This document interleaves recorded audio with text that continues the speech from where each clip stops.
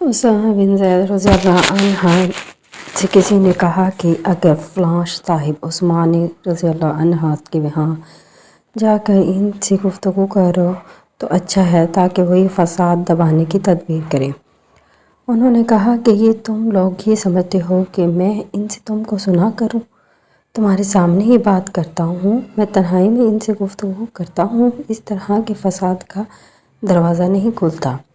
میں یہ بھی نہیں چاہتا کہ سب سے پہلے میں فساد کا دروازہ کھولوں، اور میں حضرت صلی اللہ علیہ وسلم سے ایک حدیث سننے کے بعد یہ بھی نہیں کہتا کہ جو شخص میرے اوپر سردار ہو وہ سب لوگوں میں سے بہتر ہے۔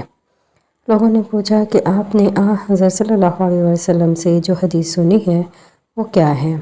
حضرت اسامہ نے کہا، حضرت صلی اللہ علیہ وسلم کو میں نے یہ فرماتے سنا تھا کہ قیامت کے دن ایک شخص کو لایا جائے گا اور جہنم میں ڈال دیا جائے گا، آگ میں اس کی آنتیں باہر نکل آئیں گی اور وہ شخص اس طرح چکر لگانے لگے گا جیسے گدھا اپنی چکی پر گردش کیا کرتا ہے۔ جہنم میں ڈالے جانے والے اس کے قریب آ کر جمع ہو جائیں گے اور اس سے کہیں گے، اے فلاں، آج یہ تمہاری کیا حالت ہے؟ کیا تم ہمیں اچھے کام کرنے کے لیے نہیں کہتے تھے؟